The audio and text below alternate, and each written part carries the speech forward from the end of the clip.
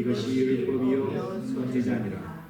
좁은 문으로 들어가라. 멸망으로 인도하는 문은 크고 그 길이 넓어 이로 들어가는 자가 많고 생명으로 인도하는 문은 좁고 길이 협착하여 찾는 자가 적으니라. 아멘. 목사님께서 좁은 문의 의미라는 제목의 말씀 전해 주시겠습니다. 오늘도 우리에게 주신 말씀을 통하여 하나님께서 여러분 모두에게 큰 은혜로 함께 주실 줄 믿습니다. 이 시간 주님만 한 가족된 성도님을 서로 인사 나누실 때에 하나님의 마음에 합당한 자가 되시기 바랍니다. 서로 인사 나누고 앉아주시기 바랍니다. 하나님의 마음에 합당한 자가 되시기 바랍니다. 이곳에 계신 모든 분마다 우리 아버지 하나님의 마음에 합당한 자가 되시기를 바랍니다. 아멘. 오늘도 우리 예배를 받으신 주님이 이 시간 우리 가운데 함께 하십니다. 그 주님께 손을 들어 할렐루야를 영광 돌립시다. 할렐루야. 할렐루야. 할렐루야. 할렐루야. 우리가 매주일 아침 살펴보는 철로 역정을 통해서 은혜를 나누는 가운데 가장 많이 강조한 내용 중에 하나가 좁은 문으로 들어가라 하는 것이었습니다. 자신의 죄악된 실상을 깨달은 한 사람이 장차 멸망할 도성을 떠나서 영원한 생명을 찾아 천성으로 나아갔습니다.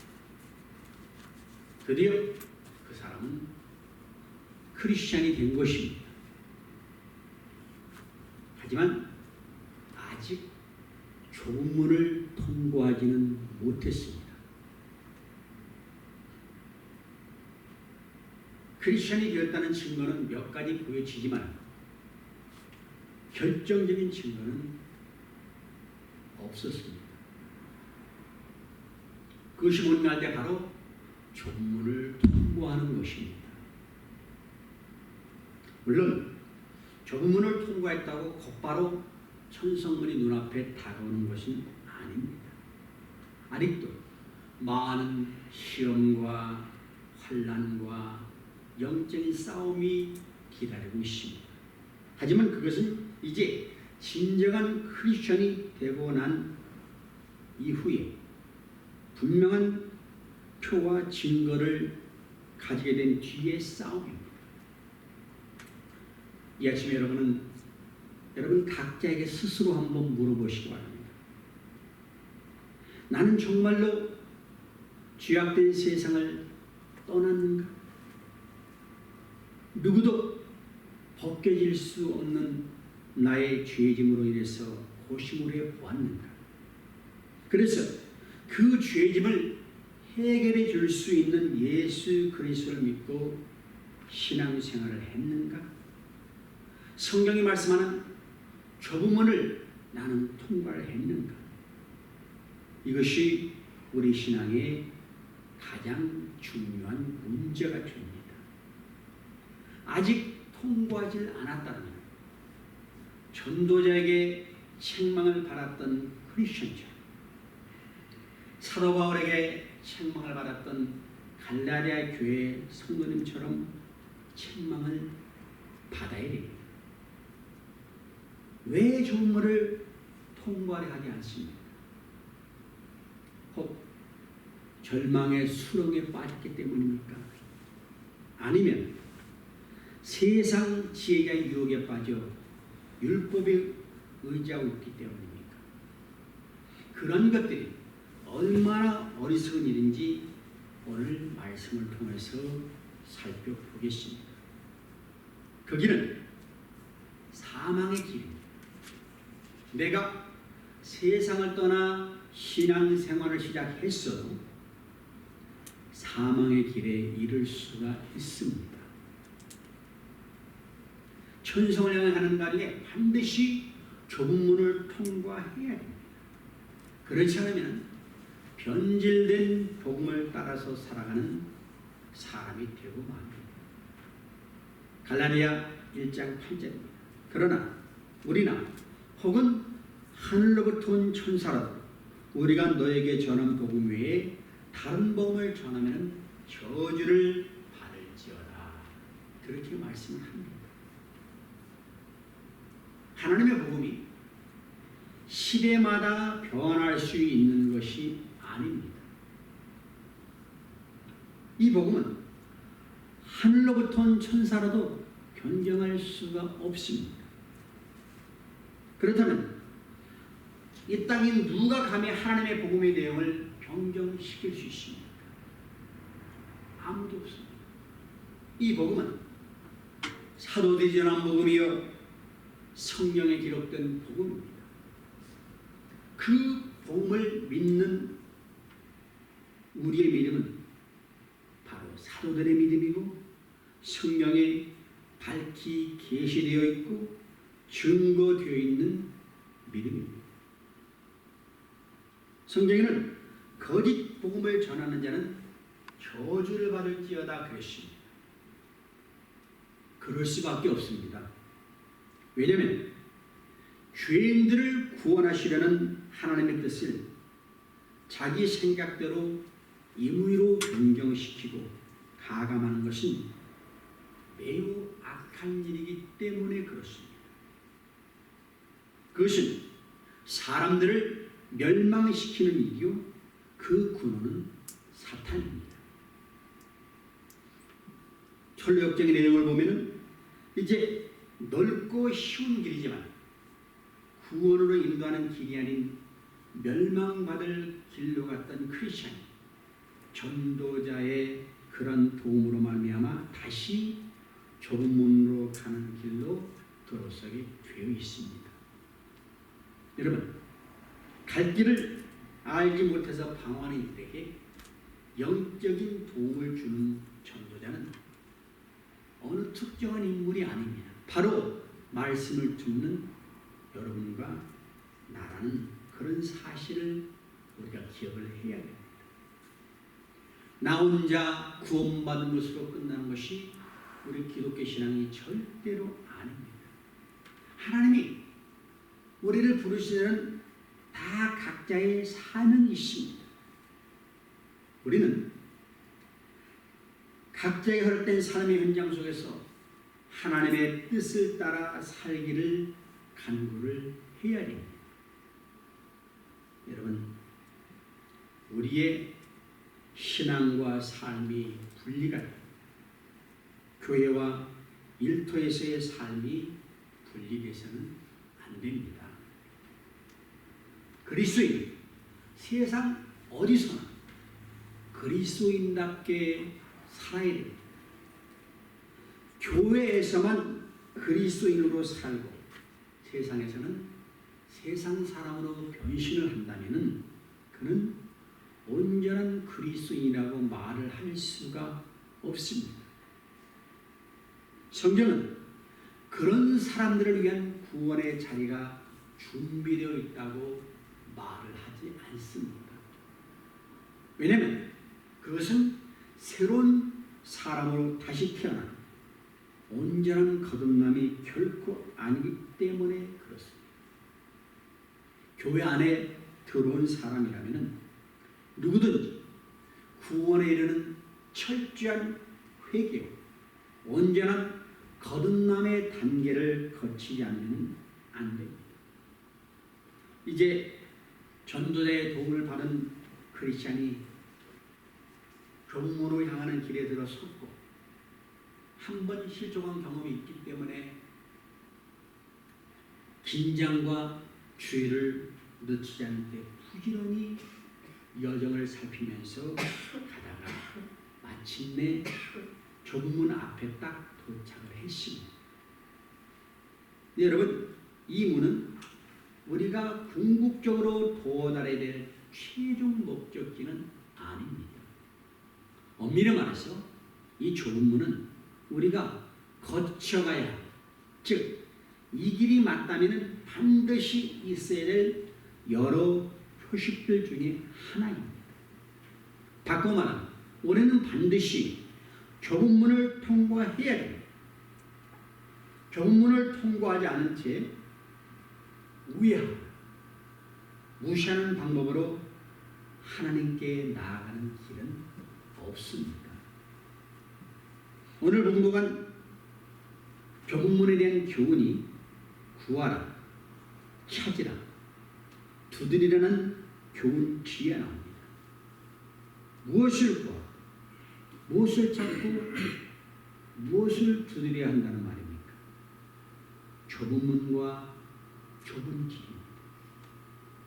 이 교훈 다음에 거짓 선지자들을 삼가라는 말씀이 또 주어집니다. 왜 그럴까요? 좁은 문으로 들어가라고 말하지 않고 넓은 문으로 가라고 가리키는 사람들이 너무나도 많기 때문에 그렇습니다. 사실 요즘같이 좁은 문에 대한 가르침은 없고 은근히 넓은 문을 가리키면서 유혹하는 시대도 없습니다. 여러분은 지금 어떤 문을 통과했습니까? 나는 지금 어떤 길을 걸어가고 있는가? 예수님을 올바로 믿는다는 것 자체가 좁은 문을 통과하는 것이요, 좁은 길을 걸어가는 것입니다. 그런데 여기서 우리가 한 가지 기억해야 될 것은 장차 망할 성을 떠나면, 우리가 세상을 떠나서 믿음의 길을 들어서면은 반드시 어떤 절망의 수렁이나 도동왈, 율법주의를 거쳐야만 이 문에 이르게 되는가? 그런 것은 절대로 아닙니다. 어떤 사람은 딱 세상을 떠났어도 절망의 수렁에 빠지지 않을 수도 있고 도덕마을에 그런 다른 길을 거칠 필요도 없이 바로 좁은 문 앞에 다다를 수가 있습니다. 실상 가족과 친지, 친구들을 떠난다는 것 자체가 일종의 좁은 문입니다. 그런데 철로역장에서 굳이 절망의 수렁에 빠졌다가 나오고 도덕마을에 갔다가 위험을 느끼고 그런 것을 기억하는 것은 겉으로는 내가 죄악된 도성을 떠나는 것처럼 보이는 사람 중에 실제로 떠나지 않는 사람이 너무나도 많다는 것입니다. 그래서 오늘날 교회 안에는 가짜 크리스찬으로 가득 찼다고들 그렇게 말들을 합니다. 그래서 그런 것을 보여주기 위해서 이 철로역정은 기록되어 있습니다. 그런 사람들은 되돌아가거나 세상과 타협해서 복음을 변절시킵니다. 그들은 장망성을 떠난 것 같은데 실상은 여전히 그 안에 머물고 있는 사람들입니다. 외형은 그럴듯하지만 진정 순례자가 아닙니다. 이런 사람들과 비교해 볼 때에 여기 나오는 크리스천은 겉으로만 장망성을 떠난 것이 아니라 그 마음도 이미 떠났습니다. 절망의 수렁에 빠졌을 때도 좁은 문을 향하라고 그쪽으로 호적거려서 나오려고 애를 썼습니다. 이것은 결코 나는 다시 죄악된 세상으로 안 돌아가겠다는 마음의 의지가 분명했던 것입니다. 세상 지혜자의 유혹을 받아서 다른 길로 갔을 때도 그것을 지적하는 전도자에게 원망하거나 불평하지 않고 진정한 회개의 모습을 보여주었습니다. 성경을 하나님의 말씀으로 받아들여 그 안에 있는 약속들을 소망하고 있었습니다. 이미 회심한 사람이요 중생한 사람입니다. 하지만 그것을 어떻게 할 수 있어요? 다들 우리가 믿는다 그러잖아. 어떻게 할지 보여줄 수 있는 외적인 증거가 필요합니다. 그것이 바로 복음문을 두드리고 들어가는 것입니다. 장차 망할 도성을 떠났다면, 죄악 세상을 떠났다면 증거해 보라, 그런 뜻이죠. 실망 가운데서 낭망하지 않고 또한 세상과 타협하지 않고 복음대로 믿고 따라 살아가겠다는 마음의 결심이 진정한 것이라면 증거를 보여주세요. 그 뜻입니다. 그것이 뭐냐? 좁은 문으로 들어가는 곳입니다. 이 좁은 문으로 들어가는 것은 생각이 아니라 실제 생활 속으로 들어가는 것입니다. 그래서 이 좁은 문 교훈 뒤에 좋은 나무는 아름다운 열매를 맺는다 기록되어 있습니다. 진정 회심한 사람은 좁은 문으로 들어오게 되어 있고, 그리고 그는 아름다운 열매를 맺습니다. 못된 나무도 열매를 맺는데 나쁜 열매를 맺습니다. 넓은 문으로 들어가서 넓은 길로 다니면서 맺는 열매. 여러분, 좁은 문으로 들어가야지 생각은 할 수 있습니다. 그런데 실제로 들어가서 그렇게 산다는 것은 어렵습니다. 시간이 지나 드디어 크리스찬이 좁은 문에 도착했죠. 문을 딱 봤더니 거기에 두드리라 그리하면 열릴 것이라는 글귀가 딱 써 있습니다. 마태복음 7장 7절 말씀입니다. 그래서 크리스찬이 문을 두드립니다. 그러면서 제가 안으로 들어가도 되겠습니까?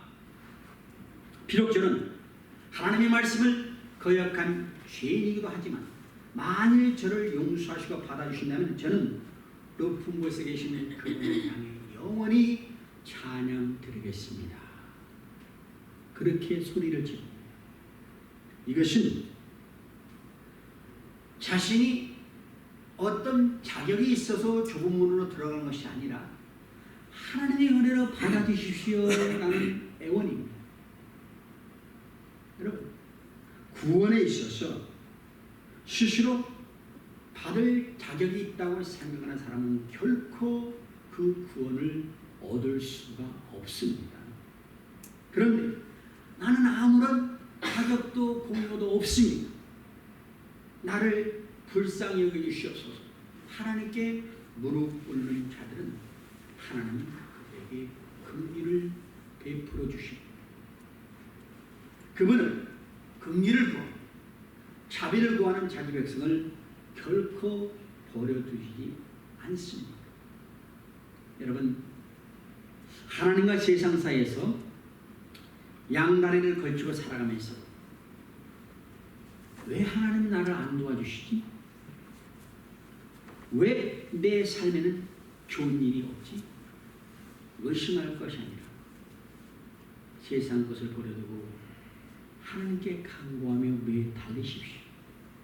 주님은 반드시 응답을 하십니다. 아멘. 아멘. 크리스천이 문을 두드리니까는 한 사람이 나옵니다. 이름하여 우리가 호의를 베풀는다. 호의씨라고 그렇게 부릅니다. 그러니까 묻습니다. 당신은 누구며 어디서 왔습니까? 무엇을 하십니까? 크리스천이 대답합니다. 예, 저는 무거운 짐을 진 불쌍한 사람입니다. 저는 멸망의 도시에서 왔으니 다가올 진노에서 구원 얻기 위해서 시온산으로 가고 있습니다. 이곳으로 가려면 이 문을 지나간다고 들었습니다. 부디 저를 들어보내 주시옵소서. 그 문을 통과 안 하면 시온산으로 갈 수가 없는 거예요. 근데 크리스천은 자기를 불쌍한 죄인이라고 소개를 합니다. 이렇게 고백하는 것은 그 심령이 가난해집니다. 심령의 통회함으로 인한 것입니다. 절대로 성령의 역사가 아닌 것은 이런 고백을 할 수 없습니다. 이런 상태에서 은혜를 구하면 반드시 주께서는 권고하신다고 약속하셨습니다. 문을 지키는 호의씨가 기꺼이 보내드리죠. 그러면서 문을 열고 크리스찬이 그 안으로 발을 딱 들였을 때 갑자기 확 끌어당겼습니다. 아니 왜 이러십니까? 예, 이 문에서 조금 떨어진 곳에 바알세불이 대장 노릇하는 현관성이 있습니다. 마귀의 대장을 바알세불이라고 합니다. 그와 그 부하들이 이곳을 향해서 늘 화살을 쏘아대고 있습니다. 사람들이 이 문 안으로 들어서지 못하게 하는 것입니다.